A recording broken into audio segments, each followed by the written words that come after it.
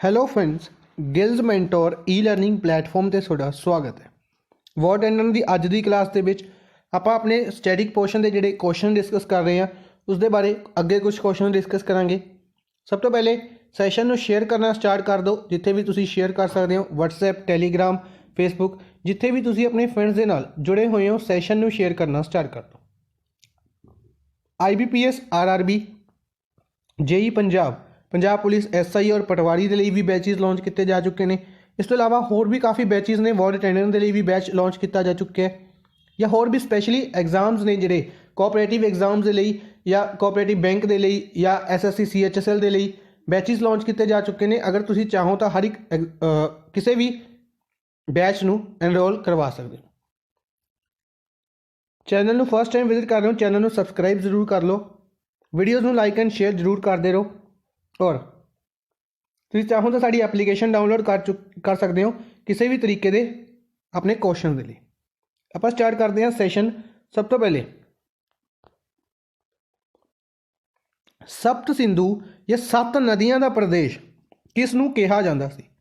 सप्त सिंधु या सत्त नदियां का प्रदेश किसनों कहा जाता सी? पंजाब नूं। पंजाब दे विच टोटल 7 रिवर्स मनिया जांदियां सी, ठीक है, जिसनों रिड्यूस करते करते अगर अज दे पंजाब की गल करते हैं तो सिर्फ अपने लवे 2 रिवर्स ने या 2.5 रिवर कह सकते हैं बच गई ने, ठीक है जी। नैक्सट है बहुत ज़्यादा शक्तिशाली राजियां नूं की कहा जाता सी? सम्राट। उस टाइम अगर बहुत ज़्यादा शक्तिशाली राजियां की गल करते हैं तो उन्होंने की कहा जाता सी? सम्राट के नाम तो जानिया जाता सी। नैक्सट है प्राचीन कला विच समाज ਜਿਹੜੇ 4 ਭਾਗਾਂ ਵਿੱਚ ਵੰਡਿਆ ਹੋਇਆ ਸੀ ਉਸਨੂੰ ਕੀ ਕਿਹਾ ਜਾਂਦਾ ਸੀ? ਵਰਨ ਵੰਡ। ਉਸਨੂੰ ਕੀ ਕਿਹਾ ਜਾਂਦਾ ਸੀ? ਵਰਨ ਵੰਡ। ਵੈਦਿਕ ਲੋਕਾਂ ਦਾ ਮੁੱਖ ਭੋਜਨ ਕੀ ਸੀ? ਬੇਸਿਕਲੀ ਆਪਾਂ ਡਿਸਕਸ ਅਗਰ ਆਪਾਂ ਹਿਸਟਰੀ ਦੀ ਗੱਲ ਕਰਦੇ ਹਾਂ ਤਾਂ ਹਿਸਟਰੀ ਦੇ ਸਭ ਤੋਂ ਬੇਸਿਕ ਪਾਰਟ ਦੇ ਵਿੱਚ ਆਉਂਦਾ ਜਿਹੜੀ ਕੀ ਕਹਿੰਦੇ ਨੇ ਏਸ਼ੀਅਨ ਹਿਸਟਰੀ ਹੈ, ਏਸ਼ੀਅਨ ਹਿਸਟਰੀ ਜਾਂ ਔਰ ਪਲੱਸ ਮਿਡੀਵੀਅਲ ਹਿਸਟਰੀ। ਮਿਡੀਵੀਅਲ ਹਿਸਟਰੀ ਦੇ ਬੇਸਿਕ ਪਾਰਟਸ ਦੇ ਵਿੱਚ ਆਉਂਦਾ ਕਿ ਬੇਸਿਕਲੀ ਵੈਦਿਕ ਏਜ ਆ ਗਈ ਜਿਹੜੀ, ठीक है, आर्या डिपार्टमेंट आ गया। इस तो अलावा चोलाज हो गए, कुशन्स हो गए, ये कुछ राजे थे जिन्हों की वंश बेसिकली वंश कहांगे कि इन्हों के वंश डिफरेंट चलते गए, ठीक है। मुगल्स आए, मुगल्स तो बाद दिल्ली सल्तनत आई, तो इस तरीके नाल चलता गया। तो उन्होंने समाज किहड़े 4 भागों में वंडिया गया सी? वर्ण वंड। 4 वर्णों के वंड दिता गया सी, जिस दे विच ब्राह्मण सब तो उत्ते रखे गए सी। डिटेल दे विच उसदे बारे भी डिस्कस करांगे। वैदिक लोगों का मुख्य भोजन की सी? वैदिक लोगों का मुख्य भोजन कणक, चावल अते दालां सीगियां। वैदिक एज की अगर आप गल करते हैं तो कणक, चावल और दालां। वैदिक काल विच अपला, कोशा ते विशकारा कौन सन? अपला, कोशा और विशवारा कौन सन? पढ़ियां लिखियां प्रसिद्ध इस्त्रियां। नैक्सट है वैदिक काल विच पिंड के मुखी नूं की कहते सन? ग्रामणी। वैदिक एज दे विच जिहड़ा पिंड का मुखी हुंदा सी, जिस तरीके नाल हुण आपां सरपंच कहने आ, तां उस टाइम की कहा जाता सी? ग्रामणी। ग्रामणी के नाम तो जानिया जाता सी। हुण जिहड़ी आपां वर्णां की गल कीती सी, वर्गां की, तो किहड़े वर्णां दे विच वंडिया गया सी? वैदिक काल विच समाज किहड़े 4 वर्गां विच वंडिया होया सी? ब्राह्मण, खत्तरी, वैश्य और शूद्र। ब्राह्मण, खत्तरी, वैश्य और शूद्र। शूद्र कहांगे वैसे। उत्तरी भारत विच 600 ईस्वी पूर्व दे लगभग कई गणतंत्र राज्यां की स्थापना हुई। उन्होंने की कहा जाता सी? इन्हां दी गिनती भी दसो। महाजनपद। बेसिकली महाजनपद उस टाइम की होया सी कि 16 महाजनपद, ठीक है। अगर आप गल करते हैं 16 महाजनपद दे विच काफ़ी फेमस महाजनपद सीगे, जिन्हां दे विचों उन्हां दी राजधानी फॉर एग्जाम्पल मगध एक इंपोर्टेंट महाजनपद सी, ठीक है। तो इन्हां दे बारे भी डिस्कस करांगे, अगे क्वेश्चन बनते जाएंगे अपने। तो महाजनपद 16 महाजनपद बनाए गए सी। ये क्वेश्चन डायरैक्ट पूछा जाता है कि किन्ने महाजनपद बने सी? तो 16। बिंबिसार दे मगध की राजधानी किस जगह नूं बनाया? मगध एक प्रोविंस सी, मगध एक कह सकते हैं महाजनपद सी। तो इसकी राजधानी बनाई गई सी नालंदा के नेड़े राजगृह नूं। नालंदा इंडिया की पहली यूनीवर्सिटी के बारे भी आप डिस्कस किया सी, वो भी किहड़ी है? नालंदा। ਨਗਰੀਕਰਨ ਕਾਲ ਤੋਂ ਕੀ ਭਾਵ ਹੈ? ਨਗਰੀਕਰਨ ਕਾਲ ਤੋਂ ਕੀ ਭਾਵ ਹੈ ਕਿ ਜਿਸ ਕਾਲ ਵਿੱਚ ਬਹੁਤ ਸਾਰੇ ਵੱਡੇ ਸ਼ਹਿਰਾਂ ਦੀ ਸਥਾਪਨਾ ਹੋਈ ਉਸ ਨੂੰ ਨਗਰੀਕਰਨ ਕਾਲ ਕਿਹਾ ਜਾਂਦਾ ਹੈ। ਜੈਨ ਧਰਮ ਦੇ ਪਹਿਲੇ ਸੰਥਾਪਕ, ਇਹ ਕੁਐਸਚਨ ਪੁੱਛਿਆ ਜਾਂਦਾ ਹੈ ਕਿ ਜੈਨ ਧਰਮ ਦੇ ਪਹਿਲੇ ਸੰਥਾਪਕ ਦੀ ਗੱਲ ਕਰਦੇ ਹਾਂ ਜਾਂ ਪਹਿਲੇ ਤੀਰਥੰਕਰ ਦੀ ਗੱਲ ਕਰਦੇ ਹਾਂ। ਜੈਨ ਧਰਮ ਦੇ ਵਿੱਚ ਜਿਹੜੇ ਮਹਾਗੁਰੂ ਸੀਗੇ ਉਹਨਾਂ ਨੂੰ ਤੀਰਥੰਕਰ ਕਿਹਾ ਜਾਂਦਾ ਸੀ। ਕੁਐਸਚਨ ਪੁੱਛਿਆ ਜਾਂਦਾ ਕਿ ਟੋਟਲ ਕਿੰਨੇ ਤੀਰਥੰਕਰ ਹੋਏ, ਪਹਿਲਾ ਕੁਐਸਚਨ। ਤੇ ਟੋਟਲ ਕਿੰਨੇ ਹੋਏ ਸੀ? 24। ਜੈਨ ਧਰਮ ਦੇ ਵਿੱਚ ਟੋਟਲ 24 ਤੀਰਥੰਕਰ ਹੋਏ। ਸਭ ਤੋਂ ਪਹਿਲੇ ਤੀਰਥੰਕਰ ਦਾ ਨਾਮ ਜਾਂ ਪਹਿਲੇ ਸੰਥਾਪਕ ਦਾ ਨਾਮ ਇੱਕੋ ਗੱਲ ਹੈ, ਤਾਂ ਭਗਵਾਨ ਰਿਸ਼ਵਦੇਵ। ਰਿਸ਼ਵਦੇਵ ਪਹਿਲੇ ਤੀਰਥੰਕਰ ਸੀਗੇ। ਪਟਨਾ ਦਾ ਪੁਰਾਣਾ ਨਾਮ ਦੱਸੋ। ਪਟਨਾ ਦਾ ਪੁਰਾਣਾ ਨਾਮ ਕੀ ਹੈ? ਪਟਨਾ ਦਾ ਪੁਰਾਣਾ ਨਾਮ ਹੈ ਪਾਟਲੀਪੁੱਤਰ। ਪਟਨਾ ਦਾ ਪੁਰਾਣਾ ਨਾਮ ਪਾਟਲੀਪੁੱਤਰ। ਜੈਨ ਧਰਮ ਦੇ 24ਵੇਂ ਤੀਰਥੰਕਰ, ਜਿਹੜੀ ਆਪਾਂ ਗੱਲ ਹੁਣੇ ਡਿਸਕਸ ਕੀਤੀ ਸੀ ਕਿ ਟੋਟਲ ਕਿੰਨੇ ਤੀਰਥੰਕਰ ਹੋਏ? 24 ਤੀਰਥੰਕਰ ਹੋਏ। 24ਵੇਂ ਤੀਰਥੰਕਰ ਦਾ ਨਾਮ ਸੀ ਮਹਾਵੀਰ ਸਵਾਮੀ 24ਵੇਂ ਤੀਰਥੰਕਰ ਸੀਗੇ। ਠੀਕ ਹੈ ਜੀ। ਪਹਿਲੇ ਤੀਰਥੰਕਰ ਸ਼੍ਰੀ ਰਿਸ਼ਵਦੇਵ, 24ਵੇਂ ਤੀਰਥੰਕਰ ਮਹਾਵੀਰ ਸਵਾਮੀ।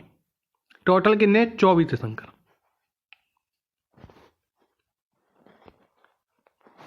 ਅਹਿੰਸਾ ਤੋਂ ਕੀ ਭਾਵ ਹੈ? ਅਹਿੰਸਾ ਤੋਂ ਭਾਵ ਹੈ ਕਿਸੇ ਜੀਵ ਦੀ ਹੱਤਿਆ ਨਾ ਕਰਨਾ। ਕਿਸੇ ਜੀਵ ਦੀ ਹੱਤਿਆ ਨਾ ਕਰਨਾ। ਬੇਸਿਕਲੀ ਜਿਹੜਾ ਜੈਨਿਜ਼ਮ ਹੈ ਜਾਂ ਬੁੱਧਿਜ਼ਮ ਹੈ, ਇਹ ਪ੍ਰੋਪਰਲੀ ਇਸੇ ਬੇਸਿਸ ਦੇ ਉੱਤੇ ਇਹਨਾਂ ਦੇ ਜਿਹੜੇ ਕਹਿੰਦੇ ਪ੍ਰਿੰਸੀਪਲਸ ਦੇ ਵਿੱਚੋਂ ਇੱਕ ਹੈ ਨੌਨ ਵਾਇਲੈਂਸ, ਜਿਸ ਨੂੰ ਆਪਾਂ ਅਹਿੰਸਾ ਦੇ ਨਾਮ ਤੋਂ ਜਾਣਦੇ ਹਾਂ। ਜਾਂ ਫਿਰ ਅਗਰ ਮਹਾਤਮਾ ਗਾਂਧੀ ਦੀ ਗੱਲ ਕਰੀਏ ਤਾਂ ਉਹਨਾਂ ਦਾ ਵੀ ਟੀਚਾ ਹੀ ਸੀ ਕਿ ਨੌਨ ਵਾਇਲੈਂਸ, ਕਿਸੇ ਵੀ ਜੀਵ ਦੀ ਹੱਤਿਆ ਨਾ ਕਰਨਾ। ਬੁੱਧ ਧਰਮ ਦੇ ਸੰਥਾਪਕ, ਸਿਮਿਲਰ ਤਰੀਕੇ ਨਾਲ ਬੌਧਿਜ਼ਮ ਸੀਗਾ, ਜਿਹੜਾ ਬੁੱਧਿਜ਼ਮ ਹੈ ਇਹ ਕਿਹਨਾਂ ਦੁਆਰਾ ਬਣਾਇਆ ਗਿਆ ਸੀ? ਗੌਤਮ ਬੁੱਧ ਦੁਆਰਾ। ਗੌਤਮ ਬੁੱਧ ਬੁੱਧ ਧਰਮ ਦੇ ਸੰਥਾਪਕ ਸੀ। ਮਹਾਤਮਾ ਬੁੱਧ ਨੂੰ ਗਿਆਨ ਦੀ ਪ੍ਰਾਪਤੀ ਕਿੱਥੇ ਹੋਈ? ਮਹਾਤਮਾ ਬੁੱਧ ਨੂੰ ਗਿਆਨ ਦੀ ਪ੍ਰਾਪਤੀ ਬਿਹਾਰ ਵਿੱਚ ਬੋਧ ਗਿਆ ਦੇ ਸਥਾਨ 'ਤੇ ਪਿੱਪਲ ਦੇ ਦਰਖਤ ਹੇਠਾਂ ਹੋਈ। ਜਿਹੜੇ ਮਹਾਤਮਾ ਬੁੱਧ ਸੀਗੇ ਬੇਸਿਕਲੀ ਸਮਾਧੀ ਦੇ ਵਿੱਚ ਲੀਨ ਸੀਗੇ। ਤੇ ਕਿੱਥੇ ਸਮਾਧੀ ਦੇ ਵਿੱਚ ਲੀਨ ਸੀ? ਜਿੱਥੇ ਉਹਨਾਂ ਨੂੰ ਗਿਆਨ ਦੀ ਪ੍ਰਾਪਤੀ ਹੋਈ, ਜਿੱਥੇ ਆਪਾਂ ਕਹਿੰਦੇ ਹਾਂ ਕਿ ਅਗਲਾ ਪਿਛਲਾ ਸਭ ਪਤਾ ਲੱਗ ਜਾਣਾ।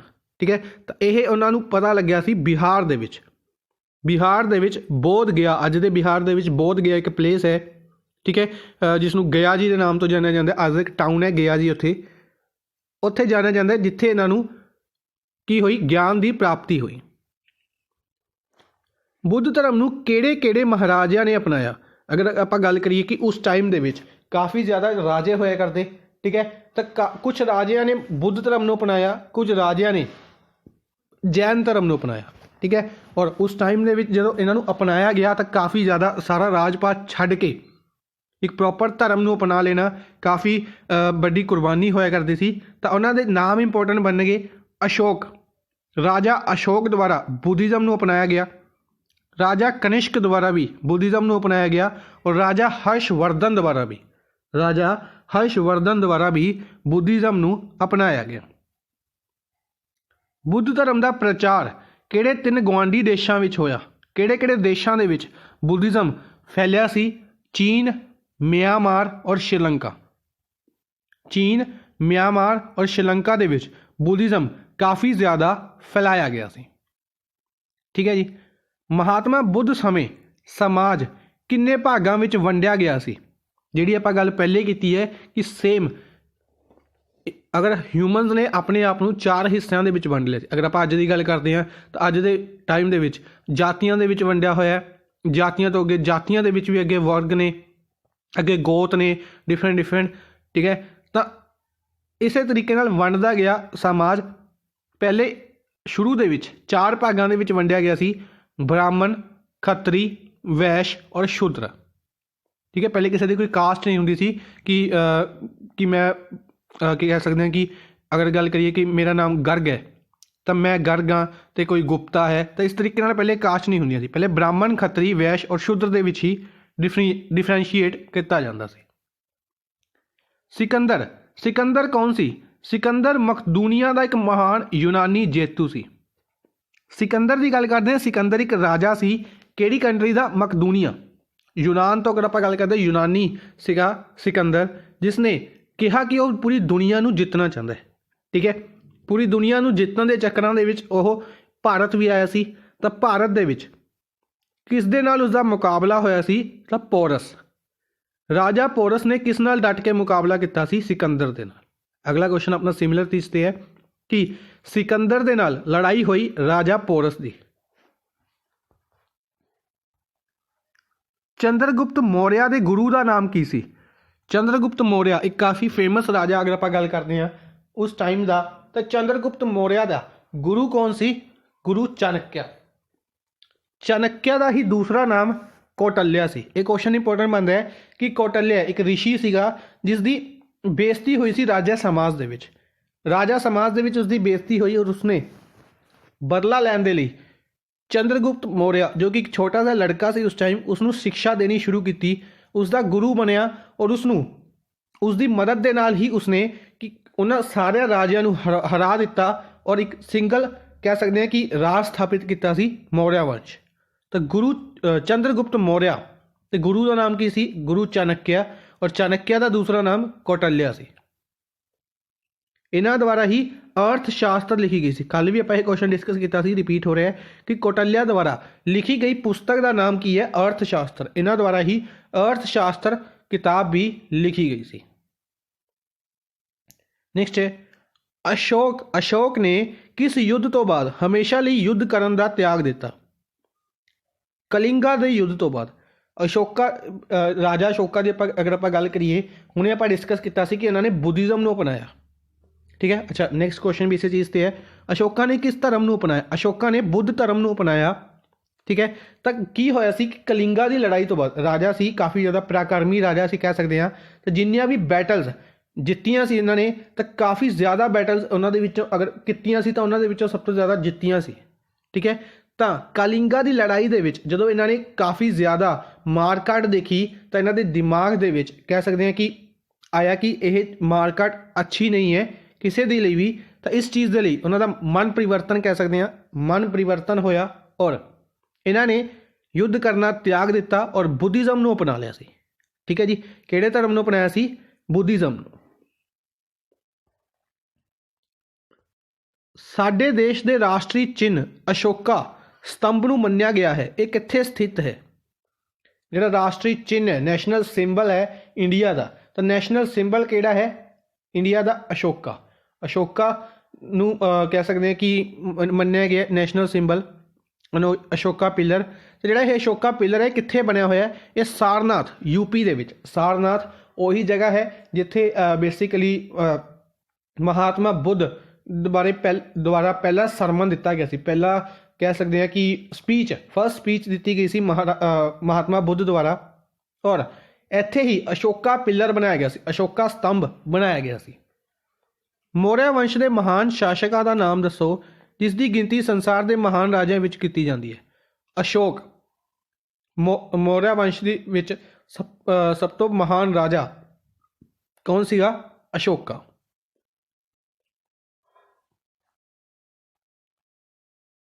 ਅੰਤਿਮ ਮੌਰਿਆ ਸਮਰਾਟ ਕੌਣ ਸੀ ਤੇ ਉਸਨੇ ਉਸਨੂੰ ਕਿਸਨੇ ਮਾਰਿਆ?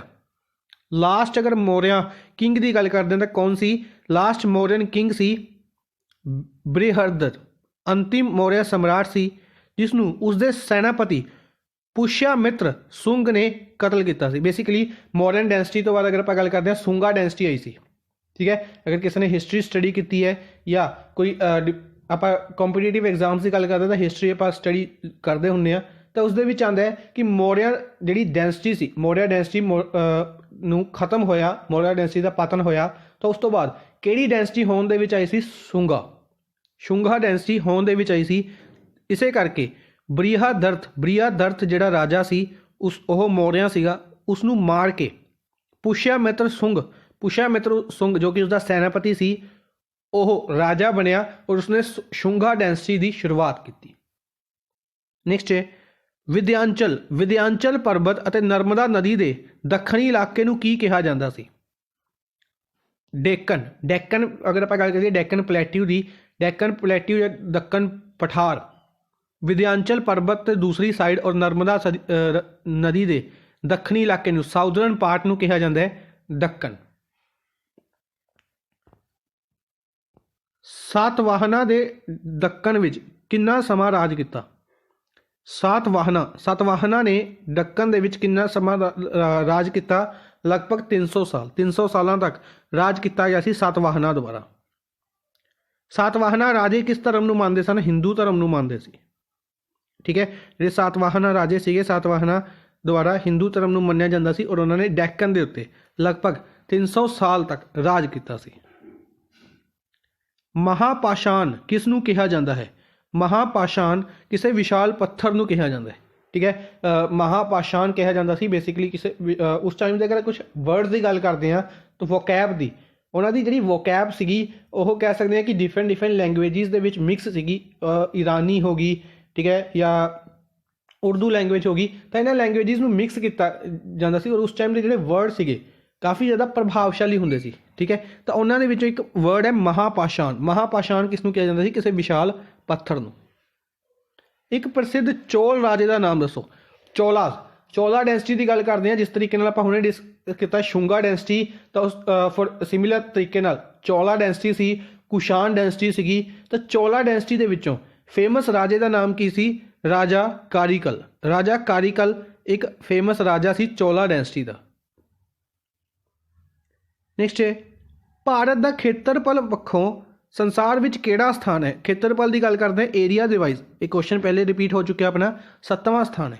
7th ਅਗਰ ਆਪਾਂ ਗੱਲ ਕਰਦੇ ਹਾਂ 7ਵੇਂ ਨੰਬਰ ਤੇ ਆਉਂਦੇ ਆ ਇੰਡੀਆ ਖੇਤਰਫਲ ਦੇ ਪੱਖੋਂ, ਏਰੀਆ ਦੇ ਪੱਖੋਂ।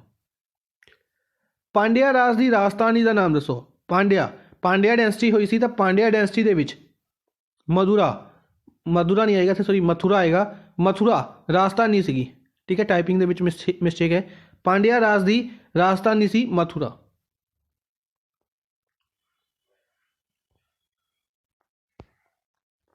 ਪਾਂਡਿਆ ਰਾਜ ਕਿਸ ਦੇ ਵਪਾਰ ਲਈ ਪ੍ਰਸਿੱਧ ਸੀ? ਪਾਂਡਿਆ ਰਾਜ ਮੋਤੀਆਂ ਦੇ ਵਪਾਰ ਲਈ ਪ੍ਰਸਿੱਧ ਸੀ। ਠੀਕ ਹੈ ਜੀ, ਮੋਤੀਆਂ ਦਾ ਵਪਾਰ ਕੀਤਾ ਜਾਂਦਾ ਸੀ। ਨੈਕਸਟ ਹੈ, ਭਾਰਤ ਵਿੱਚ ਈਸਾਈ ਧਰਮ ਦਾ ਪ੍ਰਸਾਰ ਸਭ ਤੋਂ ਪਹਿਲੇ ਕਿੱਥੇ ਹੋਇਆ? ਭਾਰਤ ਵਿੱਚ ਈਸਾਈ ਧਰਮ ਦੇ ਲਈ ਬੇਸਿਕਲੀ ਕਹਿ ਸਕਦੇ ਹਾਂ ਕਿ ਯੂਰੋਪੀਅਨ ਕੰਟਰੀਜ਼ ਦੇ ਵਿੱਚੋਂ ਈਸਾਈ ਜਦੋਂ ਸਮੁੰਦਰ ਪਾਰ ਕਰਕੇ ਆਏ ਸੀ, ਤਾਂ ਸਭ ਤੋਂ ਪਹਿਲੇ ਈਸਾਈ ਧਰਮ ਦਾ ਪ੍ਰਸਾਰ ਕਿੱਥੇ ਹੋਇਆ ਸੀ? ਮਾਲਾਬਾਰ ਤੱਟ ਤੇ। ਮਾਲਾਬਾਰ ਤੱਟ ਅਤੇ ਚੇਨਈ ਦੇ ਲੋਕਾਂ ਵਿੱਚ ਹੋਇਆ ਸੀ। ਠੀਕ ਹੈ, ਮਾਲਾਬਾਰ ਤੱਟ ਤੇ ਆਏ ਸੀਗੇ ਕਹਿ ਸਕਦੇ ਹਾਂ ਈਸਾਈ ਲੋਕ, ਤਾਂ ਉਹਨਾਂ ਦੁਆਰਾ ਪ੍ਰਸਾਰ ਕੀਤਾ ਗਿਆ ਈਸਾਈ ਧਰਮ ਦਾ। ਕਿਸੇ ਵਿਦੇਸ਼ੀ ਕਬੀਲੇ ਨੂੰ ਅੰਗਰੇਜ਼ੀ ਵਿੱਚ ਪਰਥੀਅਨ ਕਿਹਾ ਜਾਂਦਾ ਹੈ। ਕਿਸ ਵਿਦੇਸ਼ੀ ਕਬੀਲੇ ਨੂੰ ਅੰਗਰੇਜ਼ੀ ਵਿੱਚ ਪਾਰਥੀਅਨ ਕਬੀਲਾ ਕਿਹਾ ਜਾਂਦਾ ਹੈ? ਪਾਰਥੀਅਨ ਕਬੀਲਾ ਪੱਲਵਾਂ ਨੂੰ ਕਿਹਾ ਜਾਂਦਾ ਸੀ।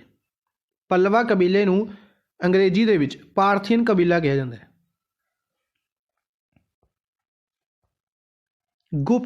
ਗੁਪਤ ਸਾਮਰਾਜ ਦਾ ਸਭ ਤੋਂ ਮਹਾਨ ਜੇਤੂ ਕੌਣ ਸੀ? ਗੁਪਤਾ ਡੈਂਸਿਟੀ ਦੀ ਗੱਲ ਕਰਦੇ ਹਾਂ, ਮੌਰਿਆ ਡੈਂਸਿਟੀ ਦੀ ਗੱਲ ਕੀਤੀ ਆਪਾਂ ਨੇ, ਸ਼ੁੰਗਾ ਡੈਂਸਿਟੀ, ਚੋਲਾ ਡੈਂਸਿਟੀ, ਕੁਸ਼ਾਨ ਡੈਂਸਿਟੀ ਹੋ ਗਈ। ਸਿਮਿਲਰ ਤਰੀਕੇ ਨਾਲ ਗੁਪਤ ਡੈਂਸਿਟੀ, ਤਾਂ ਗੁਪਤ ਡੈਂਸਿਟੀ ਦੇ ਵਿੱਚ ਸਮੁੰਦਰ ਗੁਪਤ ਸਭ ਤੋਂ ਮਹਾਨ ਰਾਜਾ ਸੀ ਗੁਪਤਾ ਡੈਂਸਿਟੀ ਦਾ। ਗੁਪਤ ਕਾਲ ਵੇਲੇ ਉੱਤਰੀ ਭਾਰਤ ਨੂੰ ਕਿਸ ਨਾਮ ਨਾਲ ਜਾਣਿਆ ਜਾਂਦਾ ਸੀ? ਆਰਿਆਵਰਤ ਦੇ ਨਾਮ ਤੋਂ ਜਾਣਿਆ ਜਾਂਦਾ ਸੀ ਭਾਰਤ ਨੂੰ। ਉੱਤਰੀ ਭਾਰਤ ਬੇਸਿਕਲੀ ਨਾਰਦਰਨ ਇੰਡੀਆ, ਜਿਹੜਾ ਨਾਰਦਰਨ ਇੰਡੀਆ ਹੈ ਉਸਨੂੰ ਆਰਿਆਵਰਤ ਦੇ ਨਾਮ ਤੋਂ ਜਾਣਿਆ ਜਾਂਦਾ ਸੀ ਗੁਪਤਾ ਟਾਈਮ ਦੇ ਵਿੱਚ।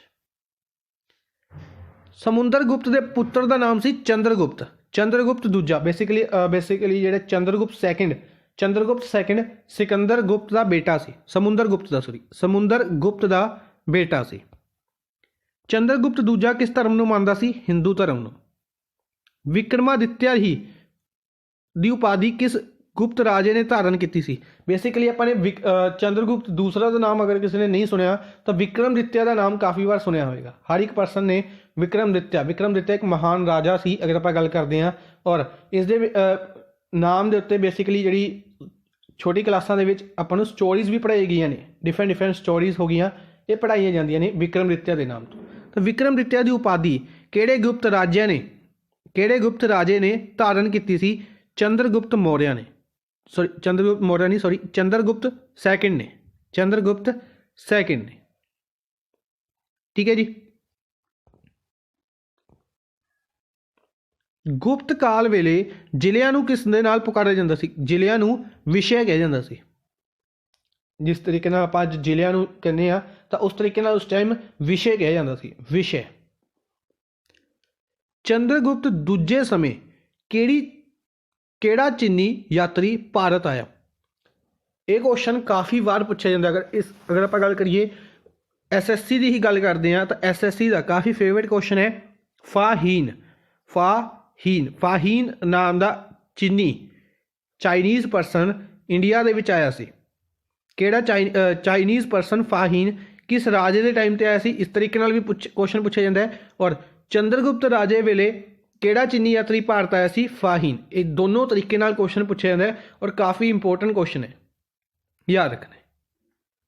नेक्स्ट है गुप्त काल वेले लोकां दा मुख कीता की सी? गुप्ता काल वेले लोकी सब तो इंपोर्टेंट काम किहड़ा सी उन्हां दा? खेतीबाड़ी। ठीक है। नाटक शकुंतला अते कावी मेघदूत किस द्वारा लिखे गए? शकुंतला नाटक और मेघदूत पोइम कह सकते हैं, कावी नाटक। तो यह किन्ना द्वारा लिखे गए सी? कालीदास द्वारा, जिन्होंने आपां की कहने हैं शेक्सपीयर ऑफ इंडिया। ठीक है। भारत का शेक्सपीयर के नाम तो जाने जाते हैं कालीदास, फेमस पोएट ने इंडिया के। इन्हां द्वारा शकुंतला नाटक लिखा गया सी। ठीक है। मेघदूत भी इन्हां द्वारा ही लिखी गई सी। पृथ्वी सूरज के आले दुआले चक्कर कटदी है, इस बारे पहली जानकारी किन्हां नूं प्राप्त हुई सी? किन्हां ने कहा सी? यह गल आर्यभट्ट ने कही सी। आर्यभट्ट द्वारा जीरो बनाई गई, जीरो की स्थापना की गई। और इस चीज़ बारे भी आर्यभट्ट ने ही कहा सी कि सूरज ਦੇ ਆਲੇ ਦੁਆਲੇ ਧਰਤੀ ਘੁੰਮਦੀ ਹੈ। ਪਹਿਲੇ ਲੋਕਾਂ ਦੀ ਜਿਹੜੀ ਸੋਚ ਸੀ ਉਹ ਇਹ ਕਹਿੰਦੇ ਸੀ ਕਿ ਸੂਰਜ ਧਰਤੀ ਦੇ ਆਲੇ ਦੁਆਲੇ ਘੁੰਮਦਾ ਹੈ, ਕਿਉਂਕਿ ਇਹ ਤਾਂ ਆਪਾਂ ਨੋਰਮਲੀ ਆਪਾਂ ਨੂੰ ਪਤਾ ਹੀ ਲੱਗ ਗਿਆ ਕਿ ਸੂਰਜ ਇੱਕ ਟਾਈਮ ਦੇ ਇਸ ਸਾਈਡ ਹੈ ਤੇ ਦੂਸਰੀ ਟਾਈਮ ਤੇ ਆਪਾਂ ਨੂੰ ਦੂਸਰੀ ਸਾਈਡ ਦਿਖ ਰਿਹਾ ਹੈ। ਠੀਕ ਹੈ। ਤਾਂ ਇਸ ਦਾ ਮਤਲਬ ਸੂਰਜ ਲੋਕੀ ਸੋਚਦੇ ਸੀ ਕਿ ਸੂਰਜ ਘੁੰਮ ਰਿਹਾ, ਨਹੀਂ। ਬਾਅਦ ਦੇ ਵਿੱਚ ਆਰਿਆਭੱਟ ਪਹਿਲੇ ਐਸੇ ਭਾਰਤੀ ਵਿਗਿਆਨਿਕ ਬਣੇ ਸੀ ਜਿਨ੍ਹਾਂ ਨੇ ਦੱਸਿਆ ਕਿ ਸੂਰਜ ਨਹੀਂ, ਧਰਤੀ ਸੂਰਜ ਦੇ ਆਲੇ ਦੁਆਲੇ ਘੁੰਮ ਰਹੀ ਹੈ। ठीक है जी। नेक्स्ट है हर्षवर्धन काल किन्ने तो किन्ने समय तक रहा? हर्षवर्धन काल से जिहड़ा 600 ईस्वी तो 650 ईस्वी तक रहा सी। ठीक है। राजा हर्षवर्धन गद्दी ते कदों बैठा सी? राज गद्दी ते 606 ईस्वी दे विच। इस तो इलावा राजा हर्षवर्धन के भरा का नाम राजवर्धन। ठीक है। राजवर्धन उसके भरा का नाम सी। 506 ईस्वी दे विच राजा अपनी गुरु गद्दी कह सकते हैं, गुरु गद्दी नहीं कहेंगे, सॉरी, गद्दी के उत्ते बैठा और 600 ईस्वी तो 650 ईस्वी तक उसका राज रहा। हर्षवर्धन की मौत कदों हुई? हर्षवर्धन की मौत हुई सी लगभग 647 ईस्वी दे विच। राजा शशांक सी जिहड़ा ये कित्थों दा राजा सी? ये बंगाल दा राजा सी। हिस्टरी के उत्ते जिन्ने भी अज आपां क्वेश्चन डिस्कस कर रहे हैं, हिस्टरी के इंपोर्टेंट फैक्ट्स अगर आपां गल करते हैं इंपोर्टेंट बनते हैं, हर एक एग्जाम के इंपोर्टेंट बनते हैं। सिर्फ वार्ड अटेंडेंट के लिए ही नहीं, ये क्वेश्चन ने जिहड़े ये अपने हर एक एग्जाम के लिए इंपोर्टेंट बनणगे। हालांकि अगर आपां गल करते हैं आपां नूं क्वेश्चन MCQ फॉर्म के आते होंगे ने, ठीक है, पर कोशिश करा करो कि चीज़ में आप स्टैटिक फॉर्म के ही याद करिए, ना कि MCQ फॉर्म के, क्योंकि MCQs ने तो MCQs को किसी भी तरीके नाल मैनुपुलेट किया जा सकता है। अगर आपको स्टैटिक चीज़ां डिटेल के चीज़ां याद ने तो आप किसी भी तरीके के MCQs को चाहे किसी भी तरीके नाल उसनूं मैनुपुलेट किया गया होवे, आप उसका ईजिली आंसर कर सकते हैं। ठीक है। फॉर एग्जाम्पल अगर आप PCS लैवल की गल करते हैं तो PCS लैवल के छोटे छोटे पॉइंट्स तो क्वेश्चनों को स्टेटमेंट वाइज बनाया जाता है। अगर क्वेश्चन स्टेटमेंट वाइज बनाया जाता है तो उसको काफ़ी ज़्यादा कॉम्प्लीकेट हो जाता है, क्योंकि अगर आपको सिर्फ एक ही स्टेटमेंट बारे पता और बाकी दो स्टेटमेंट बारे आपको नहीं पता, ठीक है, तो आप क्वेश्चन का आंसर नहीं कर पाते। ठीक है। तो इस तरीके नाल जिन्हें स्टेटमेंट वाइज क्वेश्चन ने तां भी हैल्पफुल ने इस तरीके के static MCQs, static question, sorry. तो राजा शशांक कित्थे दा राजा सी? बंगाल दा राजा सी। हर्षवर्धन काल दे प्रसिद्ध विश्वविद्यालय का नाम दसो जो बिहार में स्थित सीगा, जिसके बारे आप डिस्कस किया। नालंदा विश्वविद्यालय, नालंदा यूनिवर्सिटी जिहड़ी कि बिहार दे विच बनाई गई सी, हर्षवर्धन राजा हर्षवर्धन के टाइम पर बनाई गई सी। यानी कि हुण आपां नूं दो चीज़ां पता लग गईयां कि जिहड़ी नालंदा यूनिवर्सिटी सी वो किहड़े टाइम दे विच बनाई गई सी? 600 ईस्वी तो 650 ईस्वी के विचकार बनाई गई सी। ठीक है। इस तरीके नाल चीज़ों को इंटरलिंक करते चलो, दिमाग दे विच चीज़ां एक सीरीज़ दे विच बिठानियां शुरू करो तो अपने आप बैठनियां शुरू हो जांदियां ने। ठीक है। हर्षवर्धन काल समय लोगों का मुख्य धंधा की सी? खेतीबाड़ी। ये आपां पहले डिस्कस कर लिया। हर्षवर्धन दे संस्कृत विच किन्ने नाटक लिखे? हर्षवर्धन जिहड़ा राजा सी, कला प्रेमी सी, इसने की किया? नाटक लिखे। तो नाटकों के कुछ नाम ने, 3 नाटक लिखे सी इसने, रत्नावली, प्रियादर्शिका और नागानंद। रत्नावली, प्रियादर्शिका और नागानंद, ये 3 नाटक लिखे गए सी राजा हर्षवर्धन ने। ठीक है जी। नेक्स्ट है, हर्षवर्धन का जीजा किहड़े वंश का राजा सी? मोखरी। मोखरी वंश का राजा हर्षवर्धन का जीजा सी। राजा शशांक नूं किसने मारिया? हर्षवर्धन ने। जिहड़ी आपां हुणे गल डिस्कस की है कि शशांक राजा कित्थे दा राजा सी? शशांक राजा नूं किसने मारिया? 2 क्वेश्चन दोनों इंटरलिंक हो गए। राजा शशांक के बारे हो गए और जिस तरीके नाल ये रहा कि राजा शशांक कित्थे दा राजा सी? बंगाल दा राजा सी। हर्षवर्धन ने राजा शशांक नूं मार लिया। मारन तो बाद यानी कि बंगाल का हिस्सा भी किसका हो गया? राजा हर्षवर्धन का। ठीक है। राजा हर्षवर्धन किस इलाके का राजा सी? अगर आप गल करते हैं तो किहड़े इलाके का राजा सी? नॉर्दर्न इंडिया का राजा सी, उत्तरी राजा। ठीक है। उत्तर दे विच ही बिहार आ गया। तो बिहार दे विच नालंदा यूनीवर्सिटी किहड़े टाइम दे विच बनी? हर्षवर्धन के टाइम। हर्षवर्धन के टाइम बनी तो यानी कि 600 तो लैके 650 ईस्वी के विचाले बनी। इंडिया की पहली यूनीवर्सिटी सी, पहला विश्वविद्यालय सी, इस करके भी इंपोर्टेंट रहेगा। ठीक है जी। नेक्स्ट है, हर्षवर्धन दी सफलतावां दा वर्णन उसके दरबारी कवि बाणभट्ट ने किस बुक दे विच कीता? हुण अगर राजियां की गल करते तो राजियां दे विच दरबार हुंदे सी। दरबार दे विच डिफरेंट तरीके के मंत्री हो गए, कह सकते हैं कवि हो गए। ये राजे के दरबार, राजे के मूड के उत्ते डिपेंड करता सी कि उसनूं किस तरीके का दरबार पसंद है। ठीक है। तो उसदे विच जिहड़ा उसका दरबारी कवि सीगा बाणभट्ट। तो क्वेश्चन पूछा जाएगा बाणभट्ट किहड़े राजे का दरबारी कवि सी? तो हर्षवर्धन का दरबारी कवि सी। उसने हर्षवर्धन के उत्ते किताब लिखी। तो किताब किस दे विच लिखी? हर्षचरित। हर्षचरित। हुण क्वेश्चन भी ये भी पूछा जाएगा कि हर्षचरित किताब किस द्वारा लिखी गई? तो यह किताब बाणभट्ट द्वारा, बाणभट्ट कवि द्वारा लिखी गई। ठीक है। हर्षवर्धन के राजकाल में किस प्रसिद्ध चीनी यात्री ने भारत की यात्रा की? ठीक है। हुणे आपां डिस्कस किया सी फा हीन का नाम। ठीक है। हुण हर्षवर्धन की गल करते हैं तो हर्षवर्धन के राजकाल दे विच किसने यात्रा की? ह्यून सांग ने। ठीक है। ह्यून सांग ने हर्षवर्धन के काल दे विच किहड़ा चीनी यात्री आया सी? ह्यून सांग। दोनों जिहड़े चीनी यात्री ने इन्हां दे उत्ते SSC के जमा फेवरेट क्वेश्चन ने, पैट क्वेश्चन ने, पूछे ही जाते हैं, याद रखने। किहड़े शासकों ने अहोल वतापी अते पतकदल विच कई प्रसिद्ध मंदिर बनाए? अहोल वतापी और पतकदल दे विच कई प्रसिद्ध मंदिर बनाए गए तो चालुक्य शासकों ने। चालुक्य डायनेस्टी सी जिहड़ी उन्हां द्वारा काफ़ी ज़्यादा मंदिर बनाए गए अहोल वतापी दे विच। ठीक है जी।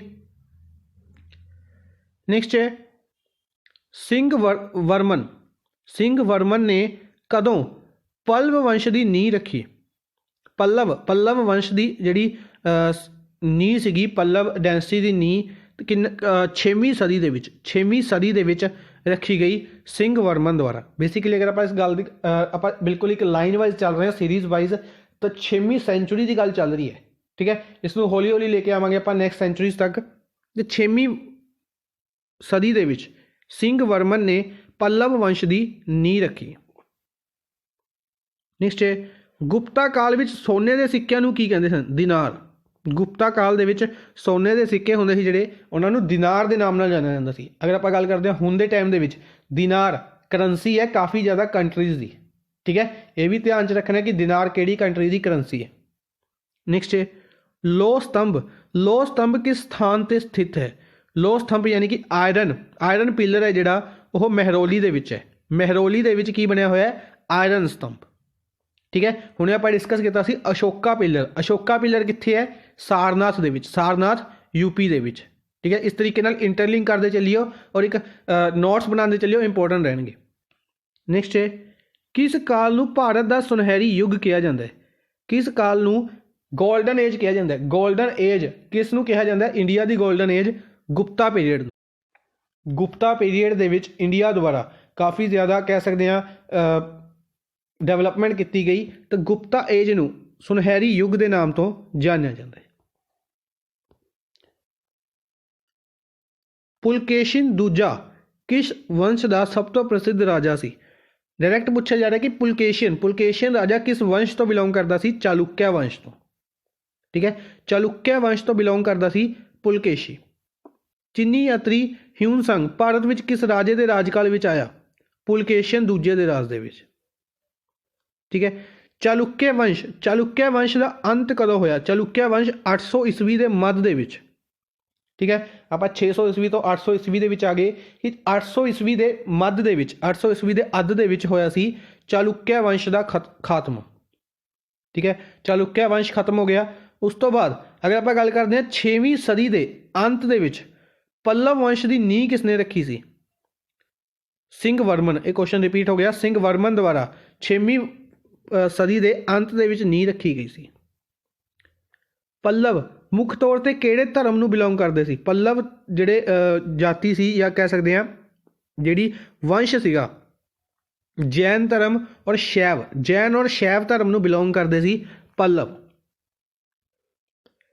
पल्लव राजियां द्वारा महाबलीपुरम विच बनाया गया प्रसिद्ध मंदिर भारत के किहड़े राज दे विच स्थित है? तो डायरैक्ट क्वेश्चन है कि महाबलीपुरम मंदिर, महाबलीपुरम टैंपल है जिहड़ा ये कित्थे है? तमिलनाडु दे विच। तो स्टैटिक दे विच अगर आप गल करते हैं, जियोग्राफी दे विच भी पूछ लिया जाता है कि महाबलीपुरम टैंपल किहड़ी स्टेट दे विच है ते कित्थे है? तमिलनाडु दे विच। पल्लव शासन समय कांची विद्वानां द्वारा लिखियां दो महत्वपूर्ण पुस्तकां मणिमेखलाई और शिल्पादिक्रम। मणिमेखलाई और शिल्पादिक्रम ये दो बुक्स सीगियां जिहड़ी कि पल्लव डायनेस्टी के टाइम के उत्ते, पल्लव राजियां के टाइम के उत्ते लिखियां गईयां सी। मणिमेखलाई और शिल्पादिक्रम। ठीक है जी।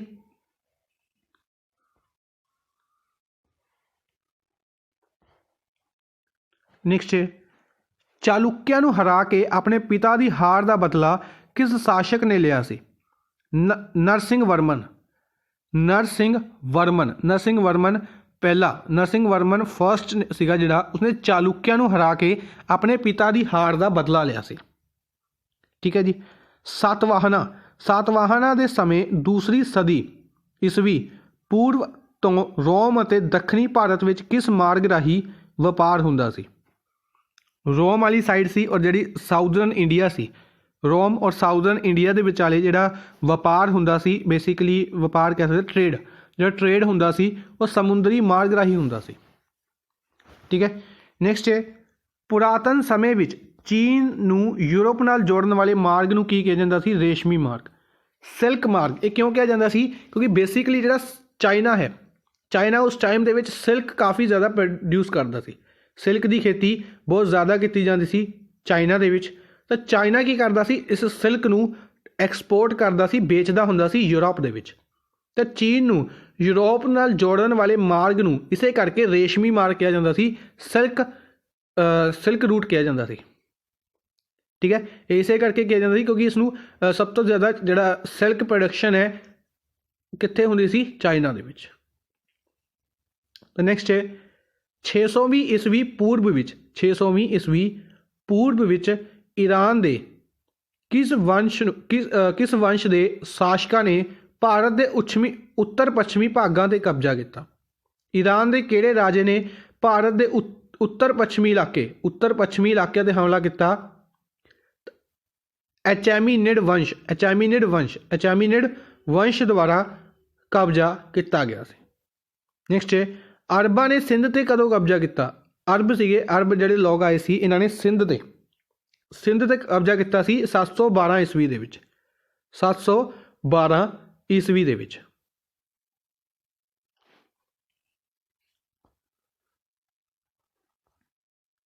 ਅਰਬਾਂ ਨੇ ਭਾਰਤੀ ਸੰਖਿਆ ਪ੍ਰਣਾਲੀ ਦੀ ਕਿਸ ਸੰਖਿਆ ਦਾ ਦੁਨੀਆ ਦੇ ਵਿੱਚ ਪ੍ਰਸਾਰ ਕੀਤਾ? ਤੇ ਜ਼ੀਰੋ। ਆਰਿਆ ਭੱਟਾ ਦੀ ਗੱਲ ਕਰਦੇ ਹਾਂ, ਜ਼ੀਰੋ ਡਿਸਕਵਰ ਕੀਤੀ ਗਈ, ਤਾਂ ਇਸ ਦਾ ਪ੍ਰਸਾਰ ਸੀਗਾ ਜਿਹੜਾ ਪ੍ਰਸਾਰ ਕਿਸਨੇ ਕੀਤਾ ਸੀ? ਅਰਬਾਂ ਦੁਆਰਾ, ਅਰਬੀ ਲੋਕਾਂ ਦੁਆਰਾ। ਨੈਕਸਟ ਹੈ ਇੰਡੋ ਇਸਲਾਮ ਸੰਸਕ੍ਰਿਤ ਦਾ ਆਰੰਭ ਕਿਹੜੇ ਹਮਲੇ ਨਾਲ ਹੋਇਆ? ਅਰਬਾਂ ਦੇ ਹਮਲੇ। ਬੇਸਿਕਲੀ ਜਿਹੜੇ ਅਰਬੀ ਲੋਕ ਸੀਗੇ ਉਹ ਇਸਲਾਮ ਬੇਸਿਕਲੀ ਇਸਲਾਮ ਧਰਮ ਤੋਂ ਬਿਲੋਂਗ ਕਰਦੇ ਸੀ। ਤਾਂ ਇੰਡੀਆ ਇਸਲਾਮ ਸੰਸਕ੍ਰਿਤ ਦਾ ਜਿਹੜਾ ਆਰੰਭ ਸੀਗਾ ਇਹ ਕਦੋਂ ਹੋਇਆ ਸੀ? ਇਹ ਸ਼ੁਰੂਆਤ ਕੀਤੀ ਗਈ ਸੀ ਅਰਬਾਂ ਦੇ ਹਮਲੇ ਦੇ ਨਾਲ। ਜਦੋਂ ਅਰਬੀ ਹਮਲਾ ਹੋਇਆ ਸੀ ਇੰਡੀਆ ਦੇ ਵਿੱਚ ਤਾਂ ਇਹਨਾਂ ਦੁਆਰਾ ਸ਼ੁਰੂ ਕੀਤੀ ਗਈ ਇੰਡੀਆ ਇਸਲਾਮ ਸੰਸਕ੍ਰਿਤੀ। ਚੰਪਾ ਅਤੇ ਕੰਬੋਜ ਦੇ ਸ਼ਾਸਕਾਂ ਨੇ ਕਿਸ ਧਰਮ ਦਾ ਪ੍ਰਚਾਰ ਕੀਤਾ? ਹਿੰਦੂ ਧਰਮ। ਚੰਪਾ ਪਲੇਸ ਸੀ ਔਰ ਕੰਬੋਜ ਪਲੇਸ ਦੇ ਜਿਹੜੇ ਸ਼ਾਸਕ ਹੁੰਦੇ ਸੀ, ਰਾਜੇ ਹੁੰਦੇ ਸੀ, ਉਹ ਕਿਸ ਧਰਮ ਨਾਲ ਬਿਲੋਂਗ ਕਰਦੇ ਸੀ? ਹਿੰਦੂ ਧਰਮ ਤੋਂ ਬਿਲੋਂਗ ਕਰਦੇ ਸੀ। ਕਿਹੜੀ ਲਿਪੀ ਦੱਖਣੀ ਪੂਰਬੀ ਏਸ਼ੀਆ ਦੀਆਂ ਦੂਜੀਆਂ ਲਿਪੀਆਂ ਨਾਲ ਮਿਲਦੀ ਹੈ? ਕਿਹੜੀ ਲਿਪੀ ਦੱਖਣੀ ਪੂਰਬੀ ਏਸ਼ੀਆ ਦੀਆਂ ਦੂਜੀ ਲਿਪੀਆਂ ਨਾਲ ਮਿਲਦੀ ਹੈ? ਇੰਡੋਨੇਸ਼ੀਆ ਲਿਪੀ। ਇੰਡੋਨੇਸ਼ੀਆ ਦੀ ਜਿਹੜੀ ਲਿਪੀ ਯਾਨੀ ਕਿ ਉਹਨਾਂ ਦੀ ਰਾਈਟਿੰਗ ਦਾ ਜਿਹੜਾ ਤਰੀਕਾ ਹੈ ਉਹ ਕਿਹਨਾਂ ਨਾਲ ਮਿਲਦਾ ਹੈ? ਦੱਖਣੀ ਪੂਰਬੀ ਏਸ਼ੀਆ ਦੇ ਨਾਲ। ਨੈਕਸਟ ਹੈ ਰੋਮ ਦੇ ਕਿਸ ਪ੍ਰਸਿੱਧ ਲੇਖਕ ਨੇ ਰੋਮ ਦਾ ਸੋਨਾ ਭਾਰਤ ਜਾਣ ਤੇ ਦੁੱਖ ਪ੍ਰਗਟ ਕੀਤਾ ਸੀ? ਪਾਲੀਨੀ ਜਿਹੜਾ ਰਾਜਾ ਸੀ ਉਸਨੇ ਰੋਮ ਦਾ ਸੋਨਾ ਭਾਰਤ ਜਾਣ ਤੇ ਦੁੱਖ ਪ੍ਰਗਟ ਕੀਤਾ ਸੀ। ਠੀਕ ਹੈ, ਇੱਕ ਲੇਖਕ ਸੀਗਾ, ਰੋਮ ਤੋਂ ਬਿਲੋਂਗ ਕਰਦਾ ਸੀ, ਤੇ ਰੋਮ ਤੋਂ ਇੰਡੀਆ ਦੇ ਵਿੱਚ ਜਿਹੜਾ ਸੋਨਾ ਲਿਆਇਆ ਗਿਆ ਸੀ ਉਸ ਤੇ ਦੁੱਖ ਪ੍ਰਗਟ ਕੀਤਾ ਸੀ। ਅਸ਼ੋਕ ਅਤੇ ਕਨਿਸ਼ਕ ਸ਼ਾਸਕਾਂ ਨੇ ਰਾਜਕਾਲ ਸਮੇਂ ਬੋਧੀ ਭਿਕਸ਼ੂਆਂ ਨੂੰ ਕਿਸ ਧਰਮ ਦਾ ਪ੍ਰਚਾਰ ਕਰਨ ਦੇ ਲਈ ਦੂਜੇ ਦੇਸ਼ਾਂ ਵਿੱਚ ਭੇਜਿਆ ਗਿਆ? ਬੁੱਧ ਧਰਮ। ਇਹ ਕੁਐਸਚਨ ਦੇ ਵਿੱਚ ਪ੍ਰੋਬਲਮ ਹੈ। ਕੁਐਸਚਨ ਇਸ ਤਰੀਕੇ ਨਾਲ ਨਹੀਂ ਪੁੱਛਿਆ ਜਾਏਗਾ। ਕੁਐਸਚਨ ਪੁੱਛਿਆ ਜਾਏਗਾ ਕਿ ਅਸ਼ੋਕ ਔਰ ਕਨਿਸ਼ਕ ਸ਼ਾਸਕਾਂ ਦੇ ਰਾਜ ਸਮੇਂ ਕਿਸ ਧਰਮ ਦਾ ਪ੍ਰਚਾਰ ਕਰਨ ਦੇ ਲਈ ਦੂਸਰੇ ਦੇਸ਼ਾਂ ਦੇ ਵਿੱਚ ਲੋਕਾਂ ਨੂੰ ਭੇਜਿਆ ਗਿਆ ਸੀ? ਤਾਂ ਕਿਸ ਨੂੰ ਭੇਜਿਆ ਗਿਆ ਸੀ? ਬੁੱਧ ਧਰਮ ਦੇ ਲੋਕਾਂ ਨੂੰ ਭੇਜਿਆ ਗਿਆ ਸੀ। ਠੀਕ ਹੈ, ਬੁੱਧ ਜਿਹੜੇ ਕਹਿ ਸਕਦੇ ਭਿਕਸ਼ੂ ਜਾਂ ਮੋਕਸ਼ ਜਿਹੜੇ ਕਹਿੰਦੇ ਨੇ ਵੀ ਮੌਂਕ, ਇੰਗਲਿਸ਼ ਦੇ ਵਿੱਚ ਆਪਾਂ ਮੌਂਕ ਕਹਿੰਦੇ ਹਾਂ, ਤਾਂ ਕਿਉਂਕਿ ਅਸ਼ੋਕ ਰਾਜਾ ਔਰ ਕਨਿਸ਼ਕ ਰਾਜਾ ਇਹ ਦੋਨੋਂ ਰਾਜੇ ਬੁੱਧਿਜ਼ਮ ਦੇ ਨਾਲ ਜੁੜੇ ਹੋਏ ਨੇ। ਠੀਕ ਹੈ, ਡਾਇਰੈਕਟ ਯਾਦ ਰੱਖਾਂਗੇ ਕਿ ਜਿਹੜਾ ਅਸ਼ੋਕਾ ਰਾਜਾ ਔਰ ਕਨਿਸ਼ਕ ਰਾਜਾ ਦੋਨੋਂ ਹੀ ਬੁੱਧ ਧਰਮ ਨਾਲ ਜੁੜੇ ਹੋਏ ਨੇ। ਤਾਂ ਇਹਨਾਂ ਦੁਆਰਾ ਹੀ ਬੁੱਧਿਜ਼ਮ ਨੂੰ ਪ੍ਰਮੋਟ ਕਰਨ ਦੇ ਲਈ ਇਹਨਾਂ ਦੇ ਰਾਜਿਆਂ ਦੇ ਟਾਈਮ ਦੇ ਵਿੱਚ ਦੂਸਰੀ ਕੰਟਰੀਜ਼ ਦੇ ਵਿੱਚ ਬੁੱਧਿਜ਼ਮ ਨੂੰ ਪ੍ਰਮੋਟ ਕਰਨ ਦੇ ਲਈ ਭੇਜਿਆ ਗਿਆ ਸੀ। ਠੀਕ ਹੈ ਜੀ। ਅਗਰ ਅੱਜ ਦੇ ਟਾਈਮ ਦੇ ਵਿੱਚ ਨੇਪਾਲ ਦੀ ਗੱਲ ਕਰੀਏ ਤਾਂ ਨੇਪਾਲ ਦੇ ਵਿੱਚ ਬੁੱਧਿਜ਼ਮ ਕਾਫੀ ਜ਼ਿਆਦਾ ਹੈ। ਠੀਕ ਹੈ। ਅਫਗਾਨਿਸਤਾਨ ਵਿੱਚ ਬੁੱਧ ਧਰਮ ਦੇ ਪ੍ਰਸਿੱਧ ਸਮਾਰਕ ਕਿਸ ਦੇ ਰਾਜਕਾਲ ਦੌਰਾਨ 2001 ਈਸਵੀ ਵਿੱਚ ਤਬਾਹ ਹੋ ਗਏ ਸੀ? ਤੇ ਤਾਲਿਬਾਨ। ਠੀਕ ਹੈ, ਅਫਗਾਨਿਸਤਾਨ ਦੇ ਵਿੱਚ ਜਿਹੜੇ ਬੁੱਧ ਧਰਮ ਦੇ ਪ੍ਰਸਿੱਧ ਸਮਾਰਕ ਨੇ ਇਸ ਨੂੰ ਤਾਲਿਬਾਨ ਦੁਆਰਾ, ਤਾਲਿਬਾਨ ਅਗਰ ਅੱਜ ਦੇ ਟੈਰਰਿਸਟ ਗਰੁੱਪ ਦੀ ਗੱਲ ਕਰਦੇ ਹਾਂ ਤਾਂ ਤਾਲਿਬਾਨ ਕਾਫੀ ਫੇਮਸ ਹੈ, ਤਾਂ ਉਹਨਾਂ ਦੁਆਰਾ 2001 ਦੇ ਵਿੱਚ ਕੀ ਕੀਤਾ ਗਿਆ? ਅਫਗਾਨਿਸਤਾਨ ਦੇ ਵਿੱਚ ਜਿਹੜੇ ਬੁੱਧਿਜ਼ਮ ਦੇ ਸਮਾਰਕ ਸੀਗੇ, ਜਿਹੜੀ ਬਿਲਡਿੰਗ ਸੀਗੀਆਂ, ਉਹਨਾਂ ਨੂੰ ਤਬਾਹ ਕਰ ਦਿੱਤਾ ਗਿਆ ਸੀ, ਬਲਾਸਟ ਕਰ ਦਿੱਤੇ ਗਏ ਸੀ।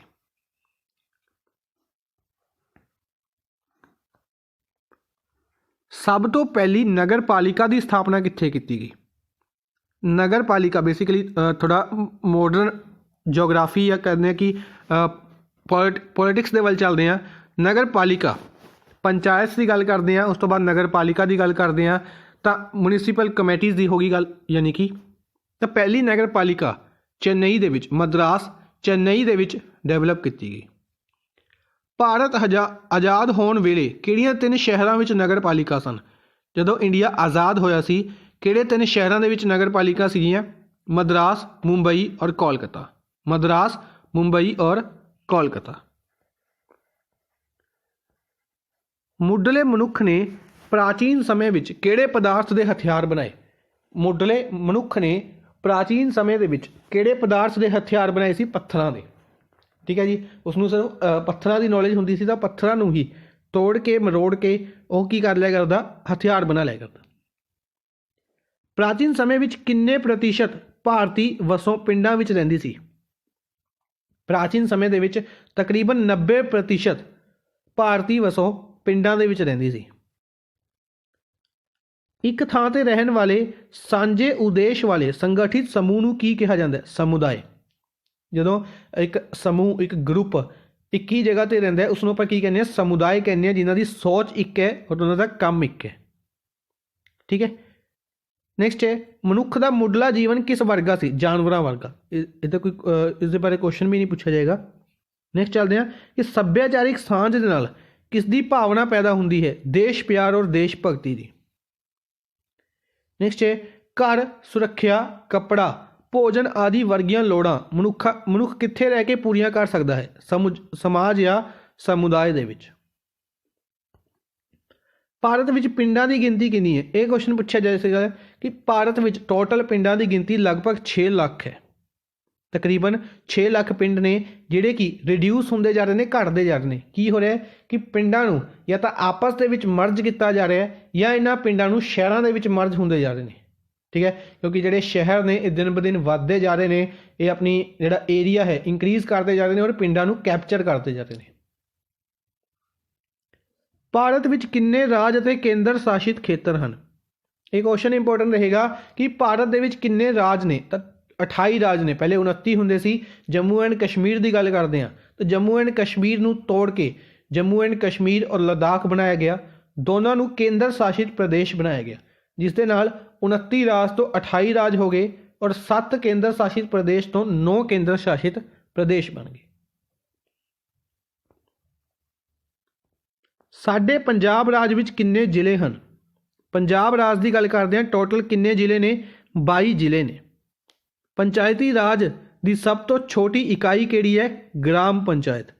ਪੰਚਾਇਤੀ ਰਾਜ ਦੀ ਸਭ ਤੋਂ ਛੋਟੀ ਇਕਾਈ ਕਿਹੜੀ ਹੈ? ਗ੍ਰਾਮ ਪੰਚਾਇਤ। ਪੰਜਾਬ ਵਿੱਚ ਕੁੱਲ ਕਿੰਨੀਆਂ ਪੰਚਾਇਤਾਂ ਹਨ? ਪੰਜਾਬ ਦੇ ਵਿੱਚ ਕਿੰਨੀਆਂ ਪੰਚਾਇਤਾਂ ਹਨ? ਤਕਰੀਬਨ 13,080 ਪੰਚਾਇਤਾਂ। ਗ੍ਰਾਮ ਪੰਚਾਇਤ ਕਿੱਥੇ ਸਥਾਪਿਤ ਕੀਤੀ ਜਾਂਦੀ ਹੈ? ਗ੍ਰਾਮ ਪੰਚਾਇਤ 200 ਤੋਂ ਵੱਧ ਵਸੋਂ ਵਾਲੇ ਪਿੰਡ ਦੇ ਵਿੱਚ। ਕਿ ਅਗਰ ਕਿਸੇ ਪਿੰਡ ਦੀ ਪਾਪੂਲੇਸ਼ਨ 200 ਤੋਂ ਜ਼ਿਆਦਾ ਹੈ, 200 ਤੋਂ ਜ਼ਿਆਦਾ ਹੈ, ਉੱਥੇ ਪੰਚਾਇਤ ਡਿਵੈਲਪ ਕੀਤੀ ਜਾ ਸਕਦੀ ਹੈ। ਨੈਕਸਟ ਹੈ ਪੇਂਡੂ ਸਥਾਨਕ ਪ੍ਰਬੰਧ ਦੀ ਵਿਚਕਾਰਲੀ ਇਕਾਈ ਦਾ ਨਾਮ ਦੱਸੋ। ਪੇਂਡੂ ਸਥਾਨਕ ਪ੍ਰਬੰਧ ਦੀ ਵਿਚਕਾਰਲੀ ਇਕਾਈ ਦਾ ਨਾਮ ਪੰਚਾਇਤ ਸਮਿਤੀ ਹੈ। ਪੰਚਾਇਤ ਸੰਮਤੀ ਹੈ। ਠੀਕ ਹੈ ਜੀ। ਅੱਜ ਦੇ ਲਈ ਬਸ ਇੰਨਾ ਹੀ। ਆਈ ਹੋਪ ਤੁਹਾਨੂੰ ਸੈਸ਼ਨ ਪਸੰਦ ਆਇਆ ਹੋਵੇਗਾ। ਸੈਸ਼ਨ ਨੂੰ ਲਾਈਕ ਐਂਡ ਸ਼ੇਅਰ ਜ਼ਰੂਰ ਕਰਦੇ ਰਹੋ ਆਪਣੇ ਫਰੈਂਡਸ ਦੇ ਨਾਲ। Thank you for watching the session. Good bye.